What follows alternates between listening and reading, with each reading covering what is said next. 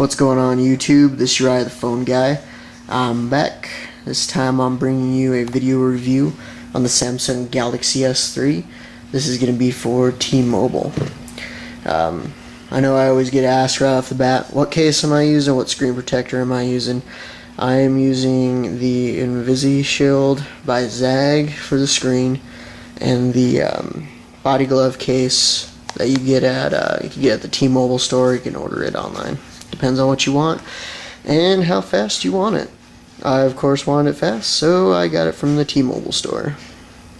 Anyways, let's go ahead and pop in here. The ROM I'm going to be going over today is the stock ROM, but it's rooted. None might not be too exciting, but I actually kind of like the feel of the new TouchWiz interface, so I'm going to keep it for a while. When the official Jelly Bean comes out, I might play with some of the ROMs out there. Was running the Android OpenKang project made by one of the users, but got kind of buggy on me. Wasn't very reliable. Had a couple issues with the alarm clock not working, which is something I need. So, anyways, I'm pretty sure you guys seen reviews before on the Galaxy S3. Again, this is the rooted version. So I went ahead and took out majority of the bloatware that T-Mobile has on it. I of course am using AT&T, which with AT&T you actually have access to the 3G network, which is nice, or the HSPA plus, whatever you want to call it. So we're going to go ahead and go in here into the settings. I know one thing I had somebody ask me was what is the APN settings that I'm using. So let's go ahead and check that out real quick. So I have two APN settings in here. The first one is entitled Phone. The one that I highlight and use is called AT&T MMS. This gets your MMS working, picture messaging, whatever you want to call it, as well as the data. The other one I added, and I just got the data working but not the messaging. So there's your APN settings. WAP.singular for the APN.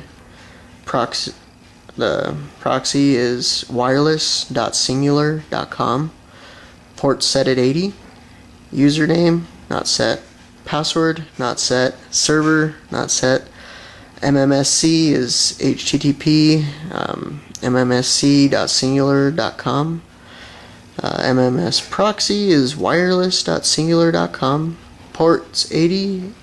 MCC is 310. MNC is 410.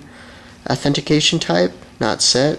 APN type you're going to want to do default MMS SUPL, and then the rest of this is already going to be filled out. So that's all you really gotta do with it. Other than that, Jelly Bean, or not Jelly Bean, ice cream sandwich on the Galaxy S3 has been pretty fluid for me. Of course, it's got that better processor in there. Definitely got some pretty cool features in here. For those of you that are not familiar with the Galaxy S3, you have different kind of things that you can do. Shooting mode. You can do burst shot, which is something that you'll see on the HTC One X, which is something that I really like. So you can take a bunch of pictures, and it'll process it, and you can go over here and take a peek. Oh, never mind. That's the different kind of things. So, panoramic, which is pretty cool. I haven't really messed with the rest of these settings. You can go ahead and we'll go over here into the video mode. And you actually, once you're recording, you have the option to take a picture. So you push that there, and that little highlight around the corner there shows that you did take a picture. What else is pretty cool about this? You can easily add folders to it. So, bam, there's a folder.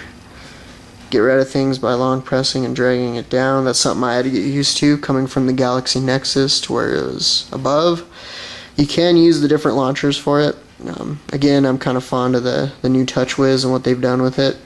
So yeah, I mean, everything's really nice on it. It's very fluid. For those of you thinking about switching to the Galaxy S3 from another phone like the Galaxy Nexus, I'd highly recommend it. It's a big upgrade. Not to mention with the new Galaxy or the new Nexus right around the corner, you know, with the S3 here, I guarantee you'll find somebody that will trade you for the new Nexus if you really want to, or you can sell this and buy a new one depending on the price point on it. Hopefully it's not as expensive as the Galaxy Nexus was when it first came out. And hopefully it's sold by Google this time as well, so you can easily get it in the States. Also too, you can get the Wi-Fi tether on here as long as you have it rooted. There's the root they're asking me. I haven't used it quite yet, so I usually tether this with my iPad. Yes, I do have an iPad, Android guide all the way, but for the most part, you know, there's some things that iOS can do that Android can't. A couple of the apps that I use. Other than that, it's Android all the way. I'm going to go ahead and go into the messaging app, show you some of the cool stuff that you can do. Kind of get that out of the way. Got some text up there. Don't think it's something you want to see. Alright, anyways, here, another cool thing. Samsung really went above and beyond. They took some of the mods that you'd find in, you know, stock or modified ROMs, and they applied it with their official ROM, which is pretty cool. You can change the different kind of bubble styles that you can do. So, got a few options that you can pick from. You can choose the background, which only comes with some basic backgrounds. It would have been kind of nice if it came with a little bit more of a variety. But for the most part, that's pretty neat. I think that's all in there. Dialer, again, let me pop it over and make sure my recents aren't showing. Dialer, pretty straightforward.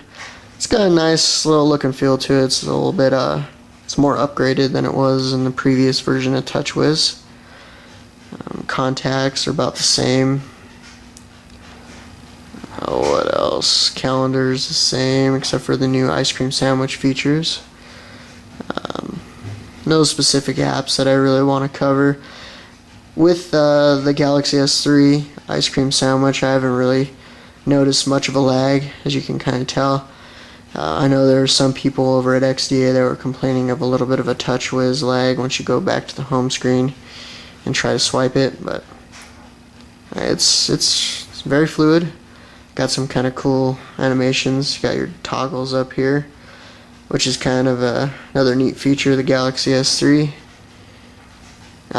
Yeah, pretty much that's about it for this video. Once official Jelly Bean hits, you guys are going to see more videos on that. That's definitely something that I want to cover and go over some of the new ROMs. But yeah, this is my review, my personal review of the Galaxy S3. If you guys have any questions, please put it in the comment section below. Rate, subscribe. Yeah, overall, you like my videos? I know I've been getting a lot of comments there that, you know, I sound like the dude off Superbad, which, you know, if that works for you, then hey, you know, watch my videos. Anyways, that's it for now. We'll catch you next time.